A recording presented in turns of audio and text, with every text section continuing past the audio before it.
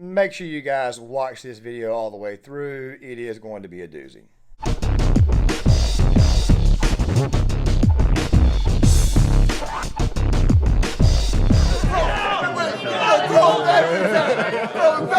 This country. Where are you? You're a piece of shit. You're a piece of shit.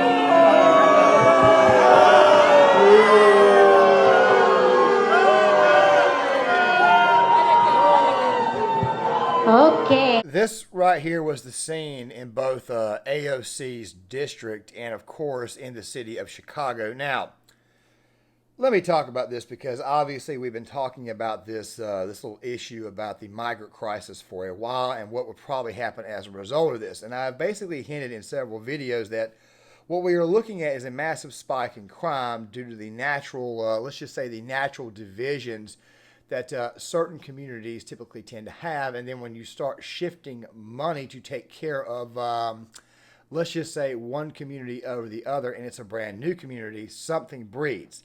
That thing that breeds is jealousy. Good old-fashioned envy. People are suddenly now green with that envy. Rather than being brown, black, or yellow, or whatever, everybody now becomes green. And obviously the politicians are feeling the wrath of this. Now, guys, in this video here, you're going to see a lot of montages of what's going on. I'm going to explain to you what exactly is occurring now that taxpayers are beginning to get involved. I'm also going to be explaining the white liberal problem because this is also going to create a lot of discontent because you probably saw it at the very end of that clip with the guy in the mask, or at least the first clip.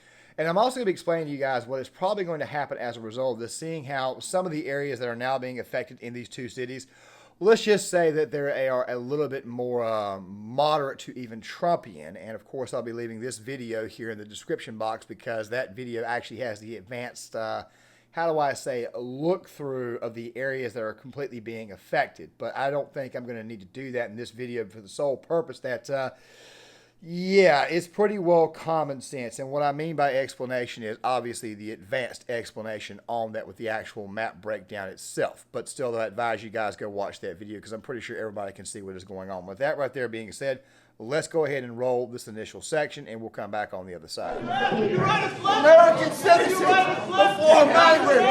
American citizens.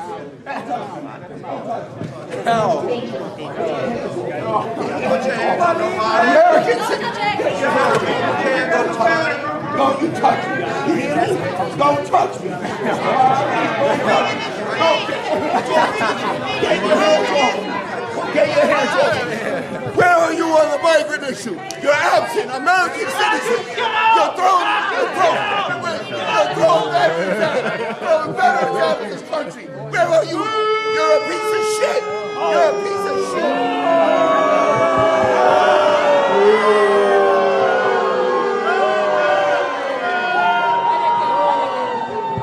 Okay.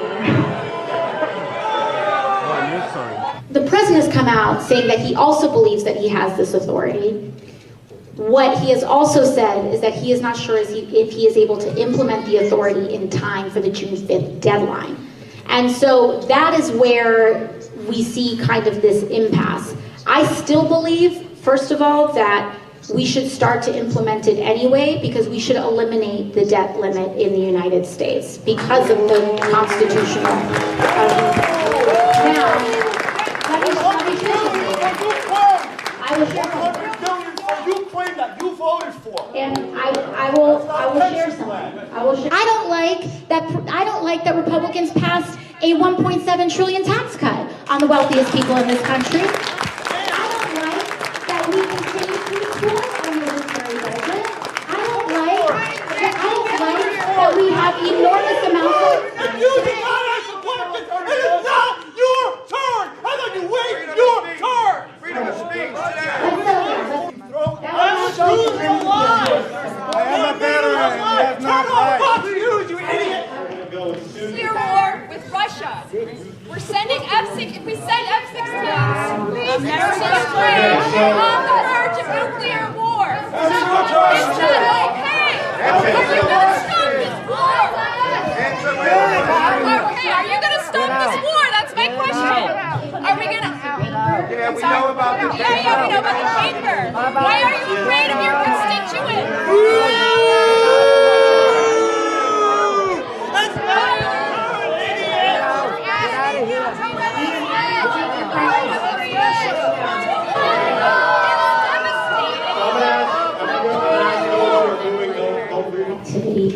has been creating a lot of harm to foreign. This is not the first time that AOC has been booed. This is not the first time that her constituency has had people come out and basically say that what you saw there, people have raised hell at her. It's not the first time that people have came out and basically voiced their opinion against her. Of course, there was that time in which she got mocked or she got protested, and she decided to mock the people who were protesting by simply dancing in front of her. This is a person that, by the way, was actually raised in a much, much more suburban section of the city, a much, much nicer area of the city. Eventually, she became a bartender. And of course, yeah, AOC is not exactly what we call somebody of a high moral standard. Of course, we have to kind of watch our language here, especially now that I've been monetized. And for whatever reason, YouTube has already ad limited these two videos. I have no idea why, but here's the deal.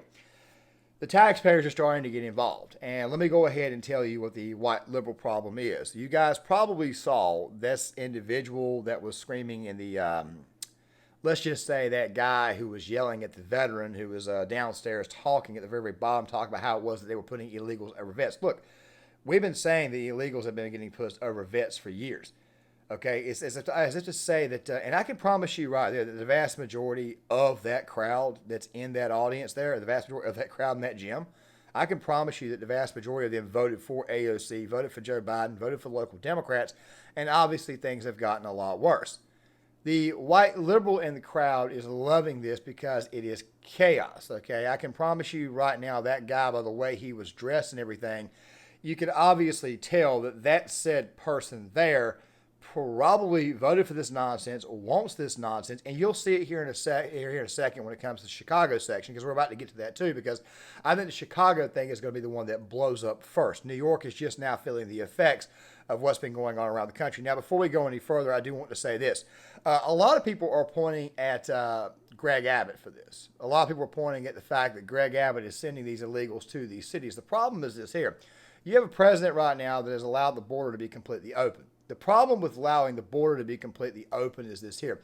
When you bring in people, and of course they obviously want to legislate this and give these people amnesty, at some point in time it's probably going to happen. I don't see a massive force deporting some 4 or 5 million people out. That's probably not going to happen. At best, you might can get 1 million out, at best, with every bit of federal government effort. The problem is this here. When these people put the blame on Greg Abbott, they are not looking at their own crap. They're not looking at their own action in this. The Biden administration has a completely open border. They ended Title 42. More people are coming in. Those same people at some point in time are going to need jobs, especially given the fact that the Federal Reserve, the money eventually is going to run out. The city funds are going to run out. And of course, it's going to create other problems that we'll talk about here in a second. But the thing is this here, it's not just the money. Think about the African-American community. Think about the black community for a second. Think about the jobs that they already work, okay? Think about this. You're not getting paid much money, and then all of a sudden you bring somebody in that will actually take that job and work the wage that the black or white guy was working. Next thing you know, the wages don't go up. They're working for less wages. If that is the case, then obviously more poverty is going to occur because more people are going to be seeking government assistance. While at the same time, when they find out that the government assistance is not worth anything, or maybe they can't get the government assistance, yeah, it's going to create a lot of desperation. It's going to make the crime situation in these cities a lot worse, as you are about to see with the city of Chicago. Make sure you guys watch this all the way through, because the thing you really and truly need to focus on is not just the back and forth that people are having with their leadership, especially their aldermans. It's the thing that comes up at the very end. Now, this section is close to 5 minutes long, but please watch it all the way through. It's a compilation of 2 separate news clips. One from ABC 7 and the other one from Fox 50 in Chicago. Let's go ahead and roll this. Foot was in. She agreed to have Chicago to be a sanctuary city. And where is she now? She's gone. Another heated community meeting tonight over the placement of migrants. This time, the city has its sights set on a Northwest Side college as temporary housing. And a lot of neighbors do not like the idea. Tia Ewing is live with more. Tia. Well, you said it there, Dawn. A lot of neighbors do not like the idea. There was a lot of mixed emotion here, a lot of opinion from Portage Park residents and also residents from the Dunning community, all voicing their opinions about this move tonight. At times there was booing, at other times there was clapping. The meeting unfolded in the space where the asylum seekers would temporarily call home. The room was filled to capacity at one point, Chicago residents making their voices heard. You can be compassionate, but you can't be foolish. As more than 8,000 migrants have arrived in Chicago since August of 2022, and that number is still going up as Chicago tries to deal with the crisis. On the table is the plan to house them here at Wilbur Wright College, many asking the question about the city's plans moving forward. What are you gonna do? Some on the Northwest side support it. We've all struggled along the way and needed help, every one of us. It's time to pay it forward. These are people. They're not political pawns. And many others don't. We're inviting in like a magnet. Everybody come here, collect all your freebies. We're going to give it to you. Every sucker in here is going to pay for it. Who's paying? Nobody wants the answer. 400 migrants would be housed at the college during the summer months from June 1st to August 1st. Classes would resume. Some question policing of the temporary shelter moving forward. The police department is going to make frequent visits here, which means if they're making frequent visits here, they're not out there. There's plenty of resources to staff providing safety. So Wright College is part of our community. So to understand that. Most anticipated votes at today's city council meeting, a proposal to allocate $51 million in surplus money to fund the migrant crisis. It was a vote that never happened after 3 aldermen, including the 15th Ward's Ray Lopez, used a procedural maneuver to shelve it. To say that you need $51 million more just to get us through the end of July is an outrageous ask when you won't tell us how you're going to spend that money, least of all how you spent the previous money, and what you're going to do come August 1st when this money runs out and we still have no solution in sight. Even as hundreds of migrants continue to sleep on police station floors all across the city, the idea of allocating city funds to pay to house and support an ever-increasing number of arrivals is a controversial one. Natasha Dunn was among a large group of opponents who attended and spoke at the meeting. They're putting migrants against us. We feel like there's this tug of war, and it shouldn't be, because if there's money for everyone, then it shouldn't be a problem for us to also get $50 million to go toward the needs that have been pressing in our communities. In an effort to address the housing crisis, not just for migrants, but for the entire city's homeless population, Alderman Byron Sigcho Lopez and his staff today unveiled a 3-phase initiative that would take care of the immediate emergency with an eye towards achieving permanent housing for all, specifically pinpointing Daly College as a temporary shelter site. Daly College has 4 buildings that are currently not in use. If we were to open them immediately, they would immediately be able to house 600. Really quick, this right here needs to be said. When that guy brought the fact that the cops are going to be over here and rather than out there, that's going to be a problem for a multitude of reasons. Number one, the cops in Chicago have already, let's just say they're already strapped with all kinds of crime, all kinds of cases. They're already working extended shifts, so now you're going to be maybe working them a lot more shifts. Maybe they may be putting certain cops that are not viewed to be as important on the street in those areas. Maybe they actually have that taken care of. Then again, every police officer, in my opinion, is important, especially in these bigger cities. But here's the deal, and this right needs to be said. How are you going to pay these people? How are you going to pay these cops for working rotating shifts in these neighborhoods, then turn right back around and expect them to go do a shift out in town in the much, much worse areas of Chicago, like the 11th Precinct, which is pretty bad, or South Chicago? How do you expect these cops to do that and be there mentally and physically full-hearted? How do you expect them to do that? And also something else said, how do you expect to pay for the housing of all these illegals, but then also turn right back around and then pay for the cops who may be getting overtime? Very, very weird. It's probably another reason why it is that the taxpayer is pissed off, because now we're paying all this extra money to take care of the city. But I can promise you right now, though, the natural divisions are in fact being exploited. Remember, as the video that Greg Foreman lays out, this area of Chicago that they're doing this in is a little bit more moderate and a little bit more pro-police as far as their voting is concerned, and a little bit more pro, let's just say, good old-fashioned sanity And now you are alienating them to go on top of the fact that now you're strapping the police department down with extra hours, especially given the fact that you have a mayor coming in who wants to fully defund the police department. I just don't see how this is going to work. Yeah, this vote, by the way, is coming up in the next day or two. It's already May the 30th. I'm making this video for the first time in a while. I'm making a video on the same day that I'm releasing it. But on May the 30th, here it is 2 days away, and we're also finding out that this vote just may get delayed again. Did you catch it at the very end? And I'm not talking about just the guy who's talking about, well, we've all been on hard times, this, that, and the other. After a while, at some point in time, when you say things like, we all need some help, of course, I'm talking about the guy with the short hair, the dark hair. Here's the deal. After a while of saying that, people just eventually tune it out. Eventually, it becomes, dude, we got our own freaking problems. You're making our problems a lot worse. And you're obviously seeing this in Chicago. In that Greg Foreman video, you'll find out that some of the areas that they are sending these illegals to are actually the areas that voted, let's just say, Republican, or they may have voted for Paul Vallis, the guy who was running against Brandon Johnson, who, by the way, was no Republican. He was a Democrat. And as I've said on multiple occasions, he only lost by 3 points to the woke candidate, which tells me that that city has not gone fully woke just yet as far as its people who live in the city. Obviously, the leadership has. But as I have mentioned before, there was that video, which one of them I'll be leaving in the description box, where Lori Lightfoot puts the blame on the district attorney in the city of Chicago. The same exact way that Eric Adams put the blame on the district attorneys. Last I checked, you guys ran on a very, very, very woke, lackadaisical campaign on defunding the police. You ran on also giving free stuff to anybody and everybody that was not white.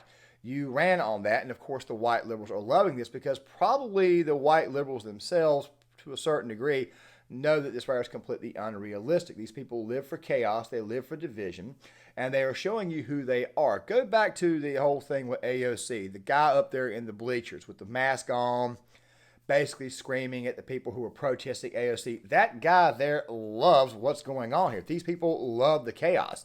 They love this. There is no true passion in what they have except the discontent for the people in their neighborhood. Like I said, it's one thing to dislike your country, dislike your country's beliefs, but when you actually dislike your community, and let me go ahead and break this down for you right quick. This also goes back to the white liberal problem. I really get frustrated when people say that they don't like America, or they say that, well, America's got a lot of problems. Everybody knows America's got problems, okay? When you start pointing the whole finger at everybody's racist, this, that, and the other, and of course you sit here and you say stuff, well, I prefer European socialism, without actually knowing what the hell it is, also not knowing that the demographics of Europe are pretty well white.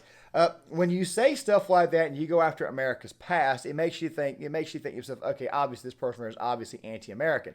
The problem is this right here. It's not so much the fact that they're anti-American, because obviously they are living here in the United States. They are making money off the United States. They are obviously participating in this capitalistic system. In some way, they don't seem to realize that they are actually in love with capitalism. They just don't want to admit it out loud. What it really is it's a true discontent for their neighbor. It's a true discontent for the people that they live with. They don't like this person. They would like to see this person suffer. Have you guys ever heard the expression that the last thing you want to do is, or the last thing you want to hear is that somebody is doing better than you? Have you guys ever heard that expression? It's jealousy. It's envy. I don't like you. I hope this person has a very, very bad day. And of course, they see the migrant crisis as an opportunity to just say, let all that hate out, which of course they try not to. But of course, in sequences like you saw earlier, they do in fact end up letting it out. Talking about the white liberals. Meanwhile, the other taxpayers, the black, white, and Hispanic taxpayers in the area who've got to pay the taxes and they've got to contribute to what is going on through their tax dollars, they're the ones who are left with the short end of the stick. By the way, some of these people did in fact vote for this nonsense, whether they want to admit to it or not. Now, some of them may feel betrayed by Biden, and of course, some of them will probably say this is Greg Abbott's fault and this is Greg Abbott's doing. But in reality, can you really and truly blame Greg Abbott for what's going on? Think about it. Greg Abbott is in a border state. Texas is a state along the U.S.-Mexico border. So is Arizona. So is New Mexico. So is California. Any commentator who comes from Southern California, Arizona, New Mexico, or Texas is probably going to have a lot more knowledge on this issue than anybody who lives in a very, very large city. A lot of these people live in what I like to call false confidence. It's something that Chuck Missler said in his Gog and Magog sermon, batosh, the Greek word for false confidence. These people live in a false world. They live in a bubble. They live in a great big giant echo chamber. And now that echo chamber, those out there who do at least have somewhat of a brain, has been completely ruined. And obviously, to go on top of that, now you are dealing with far left radicals in the audience who claim to be far left radicals in the audience when in reality they're just good old-fashioned mean-spirited people. They are getting off on what is going on in your life. They're getting off on the fact that your life is being completely ruined, that your wages are being completely ruined. I mean, does anybody know where that guy lives at, the one with the mask on and that shirt? Does anybody know where these white libs live at? I'm pretty sure they don't live exactly in that area. They probably showed up just to antagonize the crowd. Now you get this little bit where Hochul and Eric Adams, apparently Adams has sending some of these people to an old jail in Harlem, stuff like that. You know, I'm going to roll this next section and we're going to close the video out on some final thoughts, because I think that Hochul and Adams, I think that they're kind of like the real focal point here, because obviously these leaders don't know what the hell to do. Last few weeks. And as the city continues to struggle with sheltering them, officials are facing backlash from other counties that do not want to help with housing. Fox 5's Briella Tomasetti, she joins us live from Roosevelt Hotel with more details. And Briella, that's the latest site where the city is housing migrants. Yeah, Deshani and Dan, that's right. The Roosevelt Hotel actually indefinitely closed its doors 3 years ago, back in 2020, due, of course, to the COVID-19 pandemic. Now the hotel has reopened its doors, but there's a difference here. It is exclusively for asylum seekers, and we are expecting buses of them, another bus possibly coming as soon as 6 o'clock this morning. Buses carrying dozens of migrant families from Texas pulled into Port Authority over the weekend. This coming as the city continues to run out of space to house them. Unfortunately, we're going to see a lot of families stranded and abandoned. For many asylum seekers, the journey here has been long and arduous. After arriving in New York, some feel they're now being shuffled from one place to another. In the shelter where I was over on 21st Street, they told me to come here because there was no more room there. Last night, 300 new arrivals were bussed over to the Roosevelt Hotel, the city's latest intake center for those in need. 175 rooms have initially been reserved for families with children. We received, in several days last week alone, over 900 migrants on days. Over 2 weeks ago, approximately 4,200 in 1 week. According to Mayor Adams, more than 70,000 migrants have arrived in the Big Apple over recent months, and 42,000 are still under city care. The city has tried to transfer asylum seekers to neighboring counties to help cope with the influx, but the move was met with intense pushback. No illegal immigrants, because you know what? My taxes got to pay for these people to go to school here. The latest place to sound the alarm is Suffolk County out on Long Island, where local officials are pursuing legal action to halt a so-called plan to house asylum seekers in hotels there. The mayor's office has not confirmed those plans. The residents of Suffolk County should not have to shoulder the burden of the failed policies of the Biden and Hochul administrations.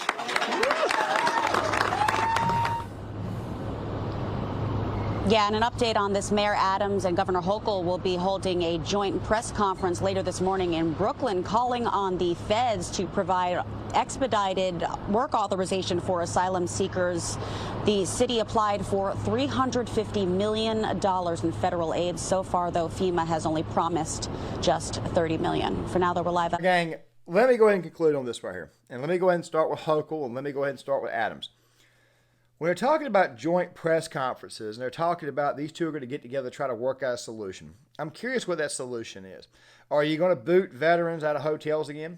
Are you going to move these people inside of homeless veteran areas, where the areas, veteran housing? Are you going to move these people into nursing homes? What are you going to do? I'm just curious what you're actually going to do, because there really isn't anywhere Adams nor Hochul can go at on this one. You've already got angry voters. You've got people who are pissed off, and they're trying to do as much damage control as they can before 2024, even though Eric Adams is not up for re-election until 2026, and neither is Kathy Hochul. But still, though, they have to find a way to get Joe Biden across the finish line in 2024. So it makes me wonder. It makes me honestly wonder how many people are going to say this right here is Biden's fault, and how many people are going to say this right here is Mayor Eric Adams and Kathy Hochul's fault. Because think about this real quick. I want you to think about this. These people got sent to these areas by Greg Abbott. They got sent there by other red state governors, which, by the way, I would have done the exact same thing.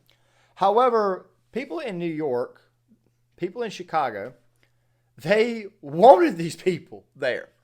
They wanted them there for political purposes, okay? They wanted them there to vote Democrat. Remember, in New York, there was this whole thing about making some, I think it was like 80 million or it was 800,000 illegals. They wanted to make 800,000 illegals have the ability to vote. Of course, this got shot down by a different court.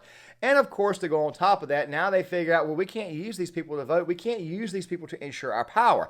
Just trust me, that is the first reason why it is that Adams and Hochul are upset with Biden over this, because now they have too many of them.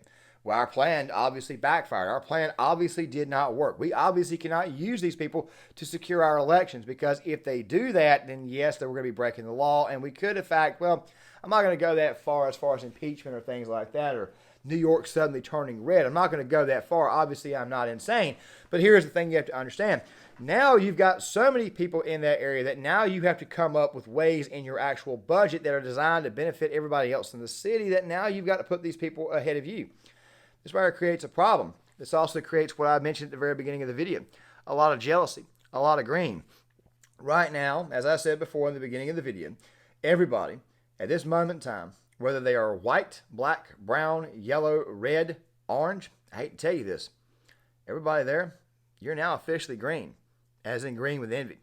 Guys, John Claymore here. If you like this content, please hit the like button, subscribe, share the video. If I have earned your subscription, please hit the subscribe button. Also, click on the notifications bell, and also leave a comment, and also share these videos, and I'll see you guys later.